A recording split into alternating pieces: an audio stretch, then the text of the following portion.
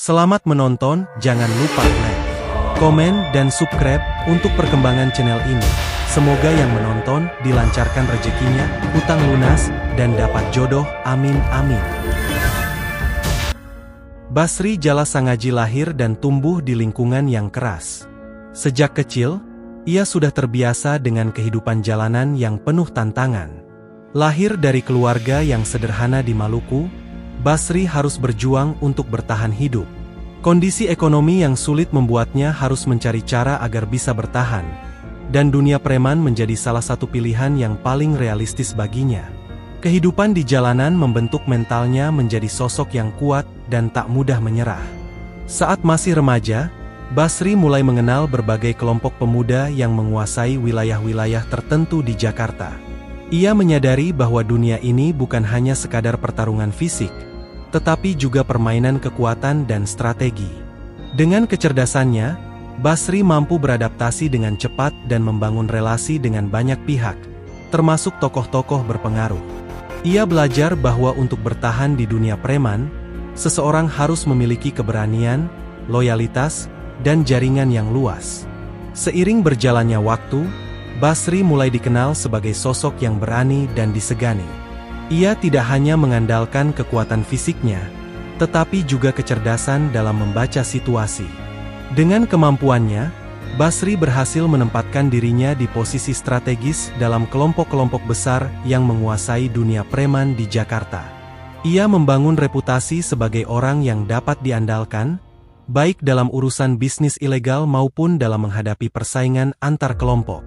Selain aktif dalam dunia preman, Basri juga memiliki hubungan yang cukup baik dengan berbagai tokoh, termasuk ulama dan pejabat pemerintah. Salah satu figur yang menghormatinya adalah Habib Rizik Syihab, yang pernah menyebutnya sebagai anak nakal yang manis. Julukan ini mencerminkan sisi lain dari Basri. Meskipun dikenal sebagai preman, ia juga menunjukkan ketertarikan terhadap ajaran agama dan sering bergaul dengan para ulama. Hubungan ini membantunya mendapatkan perlindungan dan pengaruh lebih luas. Namun, dunia preman bukanlah tempat yang aman. Persaingan yang ketat membuat Basri harus selalu waspada. Banyak kelompok yang ingin menjatuhkannya, baik dari dalam maupun luar komunitasnya sendiri. Meskipun memiliki banyak teman, ia juga memiliki banyak musuh yang selalu mencari celah untuk menyingkirkannya. Dalam dunia yang penuh intrik ini, kesetiaan bisa berubah menjadi pengkhianatan dalam sekejap mata. Salah satu faktor yang membuat Basri semakin kuat adalah kemampuannya dalam mengelola bisnis ilegal. Dari perjudian, keamanan, hingga hiburan malam, ia memiliki kendali atas banyak sektor yang menghasilkan keuntungan besar. Dengan pengaruh yang semakin luas, ia menjadi sosok yang sulit disentuh oleh hukum. Bahkan, banyak pihak yang memilih untuk bekerja sama dengannya daripada harus berhadapan langsung dengannya. Namun, di balik semua itu, Basri juga memiliki sisi yang jarang diketahui banyak orang. Ia dikenal sebagai sosok yang dermawan di kalangan orang-orang terdekatnya. Ia sering membantu mereka yang membutuhkan dan memberikan perlindungan kepada mereka yang dianggapnya sebagai bagian dari keluarganya. Hal inilah yang membuatnya tetap dihormati oleh banyak orang. Meskipun kehidupannya penuh dengan kontroversi, keberadaan Basri di dunia preman Jakarta bukan hanya sekadar legenda, tetapi juga fakta yang tidak bisa diabaikan. Ia adalah contoh nyata bagaimana seseorang bisa naik ke puncak dalam dunia yang penuh bahaya dan persaingan. Namun, seperti banyak tokoh besar lainnya di dunia preman, ia juga harus menghadapi konsekuensi dari kehidupan yang dipilihnya.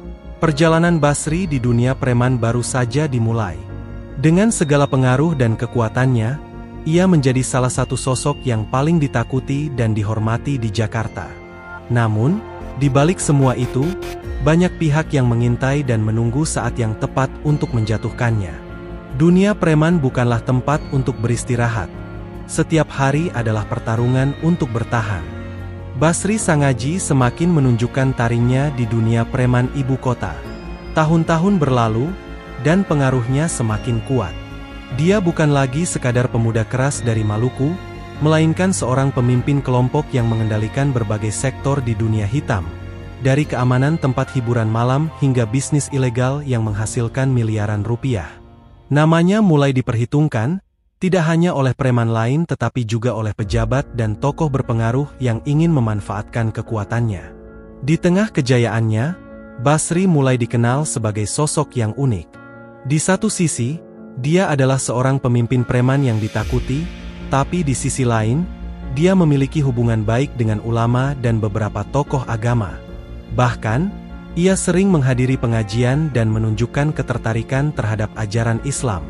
Tidak sedikit yang menganggapnya sebagai anak nakal yang manis, seseorang yang keras di luar, tetapi tetap memiliki sisi lembut di dalam. Namun, semakin tinggi pohon tumbuh, semakin kencang pula angin yang menerpanya. Banyak pihak yang merasa terancam dengan pengaruh Basri yang semakin luas. Salah satu musuh terbesarnya adalah John Kay, pemimpin kelompok pemuda dari Maluku yang juga memiliki jaringan luas di ibu kota. Awalnya, hubungan mereka baik-baik saja. Mereka bahkan pernah berteman sebelum akhirnya persaingan kekuasaan membuat hubungan itu memburuk. Perseteruan antara Basri dan John Kay dimulai dari perebutan wilayah kekuasaan. Basri yang memiliki jaringan luas mulai menguasai beberapa wilayah yang sebelumnya berada di bawah pengaruh kelompok John Kay. Situasi semakin memanas ketika anak buah kedua kelompok sering terlibat bentrokan di tempat hiburan malam. Darah mulai tertumpah, dan dendam pun semakin dalam. Puncak dari konflik ini terjadi di sebuah diskotik terkenal di Jakarta. Dalam perkelahian brutal yang terjadi di sana, Basri disebut-sebut sebagai orang yang membuat tangan kiri John Kay cacat seumur hidup. Dengan sebilah parang, ia menebas tangan lawannya, membuat jari-jari John Kay tidak lagi bisa digerakkan. Insiden itu menambah bara api dalam pertikaian mereka. Sejak saat itu, Basri dan John Kay menjadi musuh bebuyutan. Namun, John Kay bukan satu-satunya ancaman bagi Basri. Musuh-musuh lain mulai bermunculan. Beberapa adalah mantan sekutunya yang merasa dikhianati, sementara yang lain adalah kelompok-kelompok yang ingin merebut kekuasaannya. Bahkan, ada pejabat tinggi dan pengusaha besar yang mulai melihat Basri sebagai penghalang bagi kepentingan mereka. Ancaman datang dari segala arah, tetapi Basri tetap berdiri tegak, seakan tidak takut sedikit pun. Di tengah situasi yang semakin panas, Basri juga mulai bermain di dunia politik. Ia melihat kesempatan besar dalam kekacauan yang terjadi di Jakarta. Dengan pengaruh yang ia miliki, ia mulai mendekati beberapa tokoh politik dan bahkan terlibat dalam pembentukan PAM Swakarsa pada tahun 1998. Keterlibatannya dalam politik membuatnya semakin diperhitungkan, tetapi sekaligus menambah daftar musuhnya. Meski Basri semakin berkuasa, ia tidak menyadari bahwa perlahan-lahan jaring yang menjeratnya semakin kuat. Beberapa orang mulai menyusun rencana untuk menyingkirkannya. Di balik senyuman ramah para pejabat yang ia temui, ada mata-mata yang diam-diam mengawasinya. Ada orang-orang yang menunggu saat yang tepat untuk menjatuhkannya. Namun, Basri tetap percaya diri. Selama ini, ia selalu berhasil keluar dari masalah, dan ia yakin kali ini pun akan sama. Tapi ia tidak tahu bahwa nasibnya perlahan mulai mengarah ke titik yang tidak bisa ia hindari. Sebuah peristiwa besar sudah menunggunya di depan, dan kali ini, ia mungkin tidak akan bisa lolos seperti sebelumnya. Basri Sangaji semakin tenggelam dalam pusaran kekuasaan yang ia bangun sendiri. Setelah pertempurannya dengan John Kay, ia menyadari bahwa kekuatan fisik saja tidak cukup untuk mempertahankan posisinya. Ia mulai membangun aliansi dengan beberapa kelompok lain, termasuk pejabat kepolisian dan tentara yang memiliki kepentingan di dunia bawah tanah Jakarta. Dengan jaringan ini, ia merasa tak tersentuh, seakan memiliki benteng yang melindunginya dari segala ancaman. Namun, di balik kekuatannya, ada bahaya yang mengintai.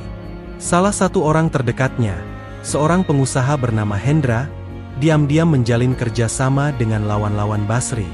Hendra melihat bahwa kejayaan Basri semakin lama justru menjadi beban bagi bisnis ilegalnya.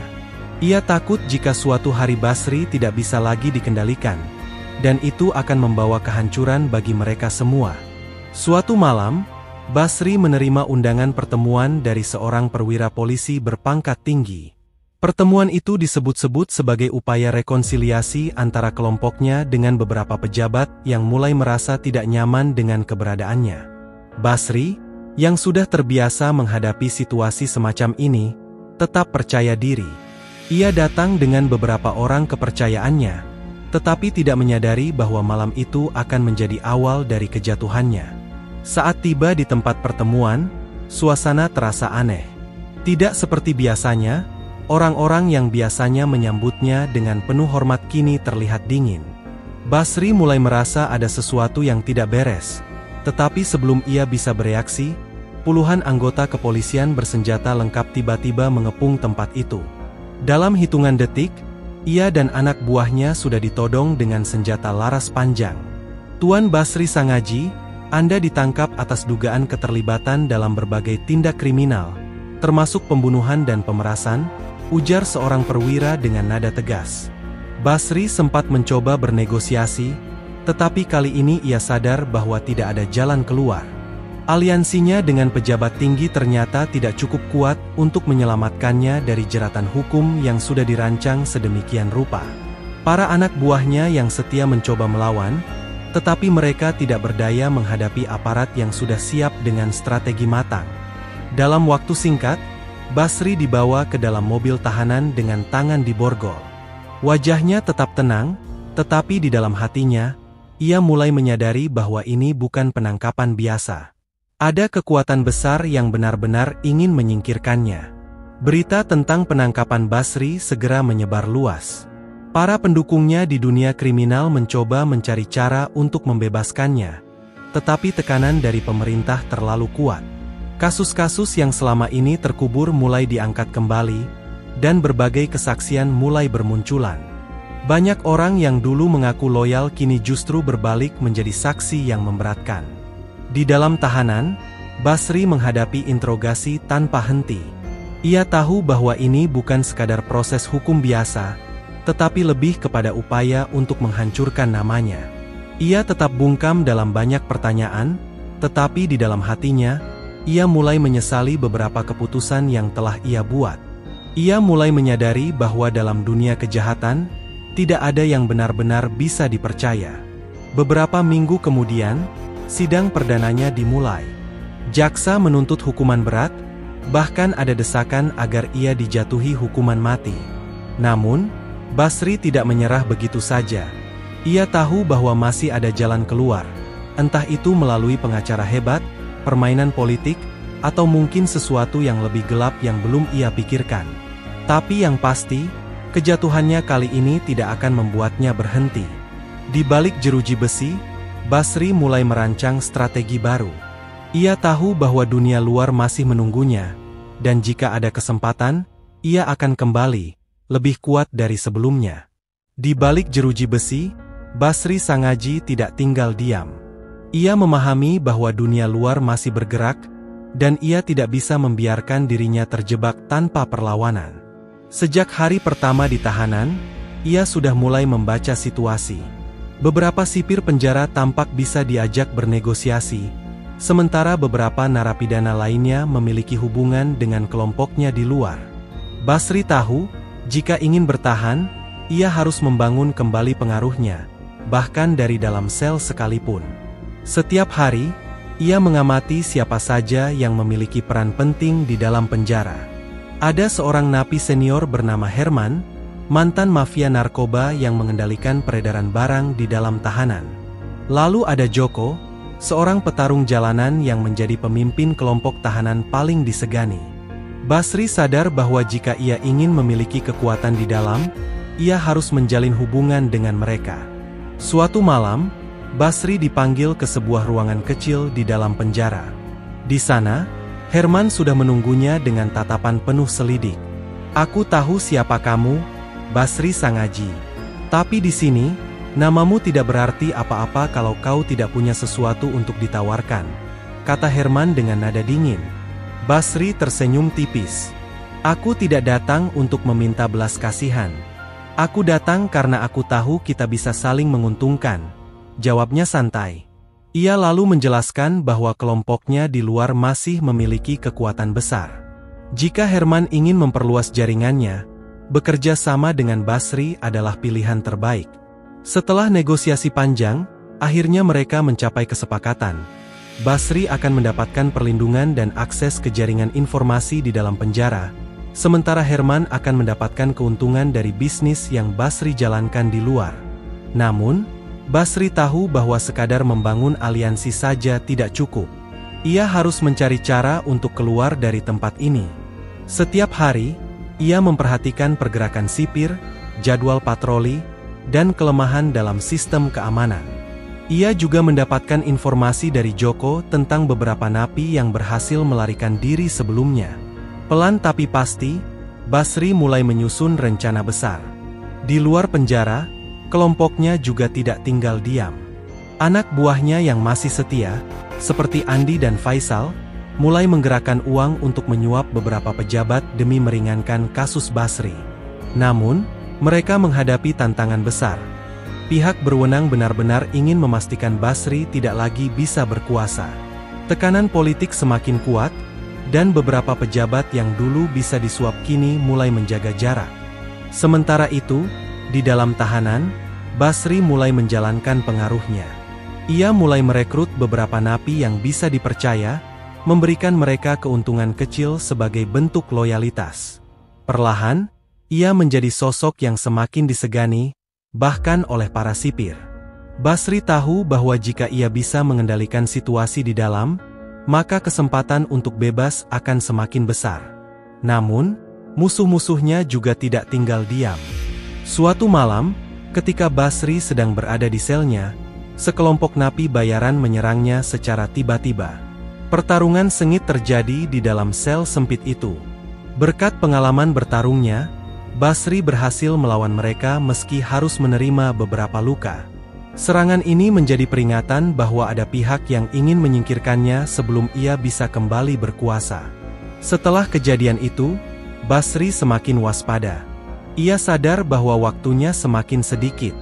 Jika ia tidak segera bergerak, kemungkinan besar ia akan menjadi target berikutnya. Dengan bantuan Herman dan Joko, Basri mulai menyiapkan langkah terakhirnya. Sebuah pelarian besar yang bisa mengguncang seluruh sistem keamanan penjara. Di dalam pikirannya, hanya ada satu tujuan: kembali keluar dan merebut kembali tahtanya. Dunia kriminal Jakarta belum selesai dengannya, dan ia juga belum selesai dengan dunia itu. Basri Sangaji duduk termenung di sudut selnya. Luka-luka dari serangan sebelumnya masih terasa nyeri, tapi pikirannya lebih sibuk merancang strategi. Ia tahu serangan itu bukan hanya peringatan, melainkan upaya serius untuk menyingkirkannya.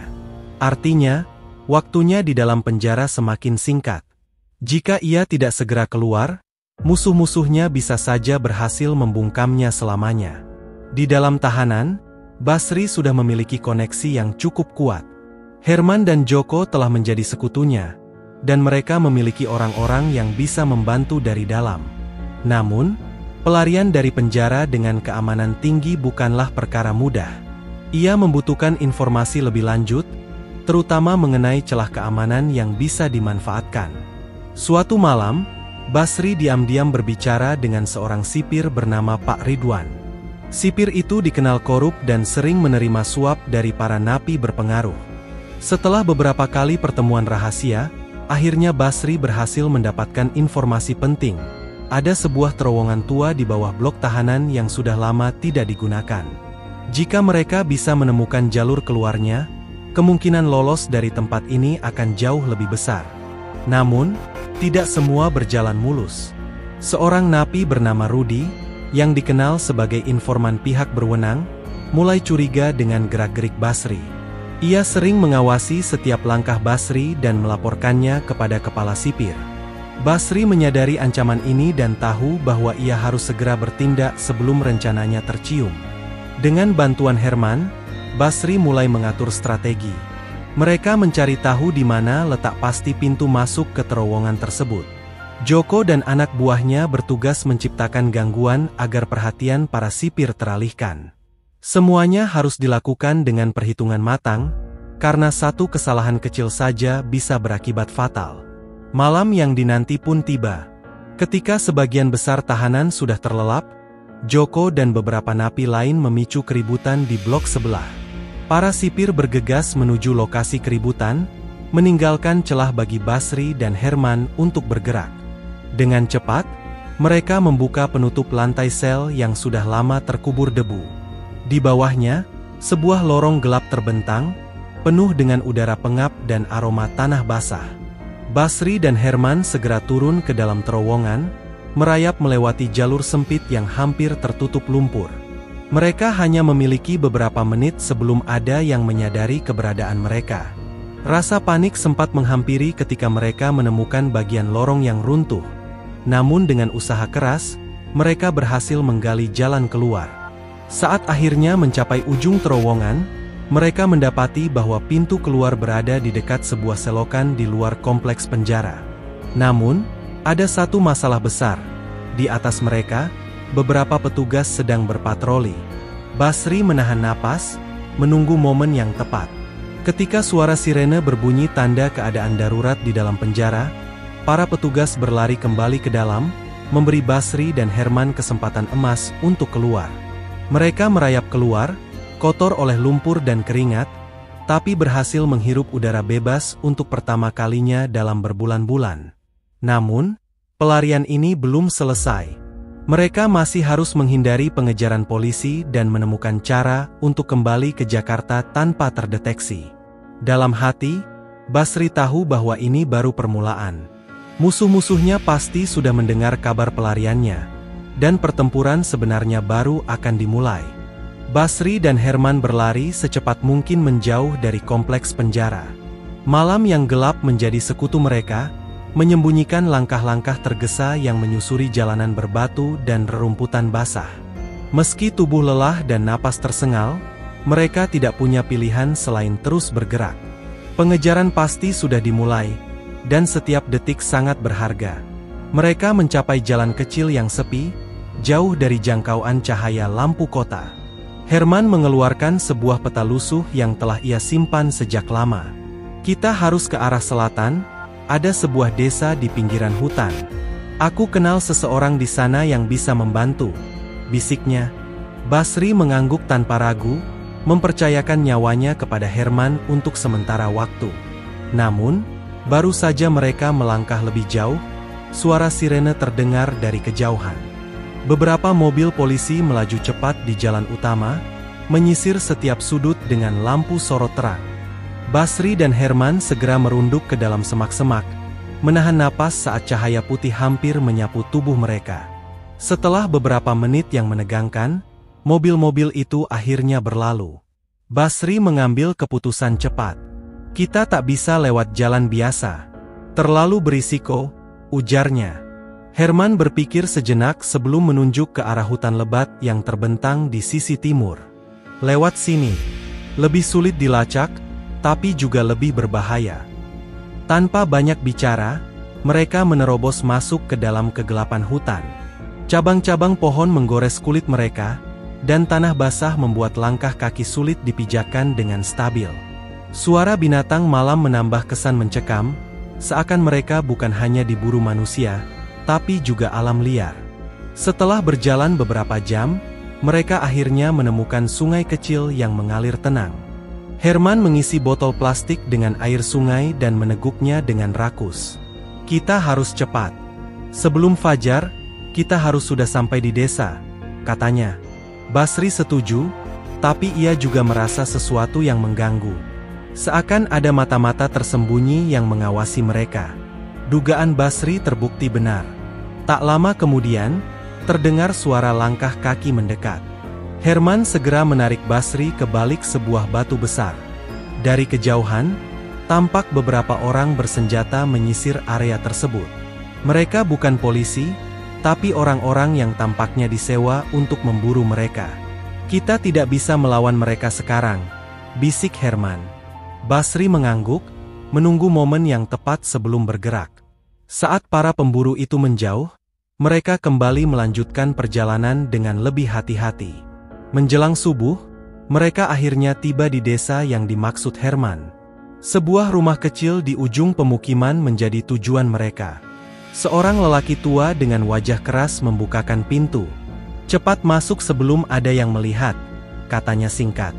Basri dan Herman segera masuk, menyadari bahwa permainan baru saja dimulai. Di dalam ruangan gelap itu, Basri tahu bahwa pelariannya belum berakhir. Ia harus segera mencari cara untuk membalas dendam pada orang-orang yang telah mengkhianatinya. Basri duduk bersandar di dinding rumah reot itu, mengatur napas setelah perjalanan panjang. Lelaki tua yang menampung mereka, Pak Salim, menatap tajam dengan sorot mata penuh tanda tanya. Aku tidak mau tahu apa urusan kalian, tapi jika kalian membawa masalah ke desa ini, lebih baik pergi sekarang, katanya dengan suara parau. Herman menggeleng. Kami hanya butuh tempat bersembunyi sementara. Kami tidak akan melibatkan desa ini dalam urusan kami. Pak Salim menghela napas berat, lalu berjalan ke dapur, membiarkan mereka beristirahat. Basri melirik keluar jendela, pikirannya dipenuhi oleh satu hal, balas dendam. Ia tidak bisa melupakan wajah-wajah yang mengkhianatinya, terutama Rudi, mantan rekan yang menjebaknya. Dulu mereka bersaudara dalam dunia hitam, tapi keserakahan telah memisahkan mereka.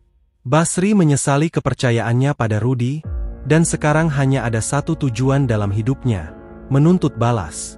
Pagi ini kita harus mulai bergerak, kata Basri.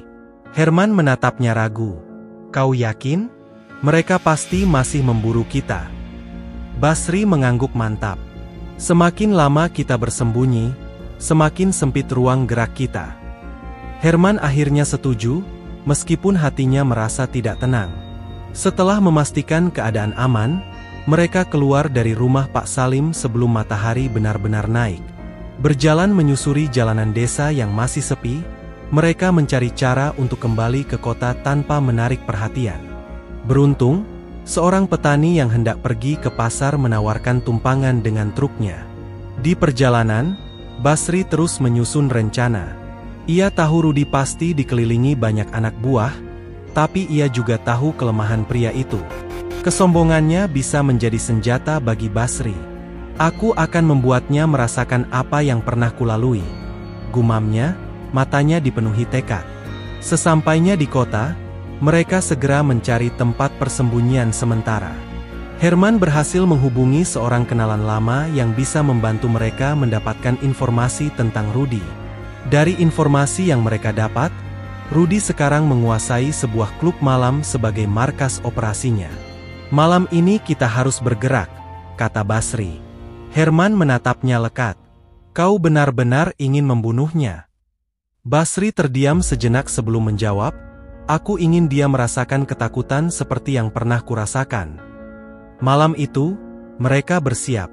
Dengan segala peralatan seadanya, mereka menyelinap menuju klub malam tempat Rudi bersembunyi. Lampu-lampu neon yang berkedip tidak bisa menyamarkan aroma bahaya yang menyelimuti udara. Basri menggenggam pisau di balik jaketnya, langkahnya mantap. Malam ini, lembaran baru dalam kisah hidupnya akan dimulai. Malam yang gelap menyelimuti kota, hanya diterangi cahaya neon dari bangunan-bangunan di sepanjang jalan. Basri dan Herman berdiri di seberang klub malam yang menjadi markas Rudi. Dari luar, suara musik berdentum, bercampur dengan tawa dan teriakan pengunjung mabuk. Namun, di balik hingar-bingar itu, mereka tahu ada bahaya besar yang menanti. Basri menarik napas dalam. Kita masuk dari pintu belakang, bisiknya. Herman mengangguk, lalu mengikuti langkah Basri menuju gang sempit di sisi klub. Di sana, seorang penjaga berdiri dengan rokok terselip di bibirnya. Tanpa banyak kata, Basri bergerak cepat, mendaratkan pukulan ke tenggorokan pria itu. Penjaga itu terhuyung sebelum ambruk tak sadarkan diri. Mereka menyelinap masuk ke lorong belakang klub. Bau alkohol dan asap rokok menyengat di udara. Herman berbisik, kita harus bergerak cepat sebelum ada yang menyadari. Basri mengangguk. Mereka berjalan menyusuri koridor gelap, mencari jalan menuju ruangan Rudi. Saat mereka hampir sampai di tangga menuju lantai atas, seorang anak buah Rudi muncul dari sudut ruangan. Hei, siapa kalian? Lelaki itu meraih pistol di pinggangnya, tetapi Basri lebih cepat. Dalam hitungan detik, Ia menyergap pria itu dan membantingnya ke dinding hingga pingsan. Ketegangan semakin meningkat saat mereka naik ke lantai atas. Mereka bisa mendengar suara Rudy bercakap-cakap dengan beberapa orang di dalam ruangan besar. Basri mengintip dari celah pintu, melihat Rudy duduk santai di sofa, dikelilingi anak buahnya. Wajahnya penuh percaya diri, seolah tak menyadari bahaya yang mengintai. Herman berbisik, "Apa rencanamu?" Basri tersenyum tipis. "Aku akan membuatnya membayar." Tanpa ragu, ia mendorong pintu dengan keras, membuat semua orang di dalam terkejut. Suara musik yang menggema di lantai bawah menyamarkan kedatangan mereka. Rudy berdiri dengan ekspresi kaget, tetapi segera berubah menjadi seringai sinis. "Basri, aku pikir kau sudah mati." Ia melirik ke anak buahnya. "Bunuh mereka." Pertarungan pun pecah. Herman bertarung melawan dua pria besar, sementara Basri menghadapi lawan yang lebih tangguh. Tinju dan tendangan bertubi-tubi menghantam tubuhnya, tetapi ia bertahan. Dengan gerakan cepat, ia menarik pisau dari jaketnya dan menghunuskannya ke salah satu lawannya. Rudy mencoba melarikan diri saat anak buahnya mulai tumbang, tetapi Basri lebih cepat. Ia melompat dan menendang kaki Rudy, membuat pria itu tersungkur. Dengan pisau di tangannya, Basri menekan dada Rudy. "Ini untuk semua yang kau lakukan padaku," desisnya. Suara sirene terdengar di kejauhan. Herman menarik lengan Basri. "Kita harus pergi." Basri menatap Rudy yang terkapar dengan darah mengalir dari pundaknya. Ia ingin menghabisinya, tetapi waktu tidak berpihak padanya. Dengan berat hati, ia bangkit dan melarikan diri bersama Herman ke dalam gelapnya malam.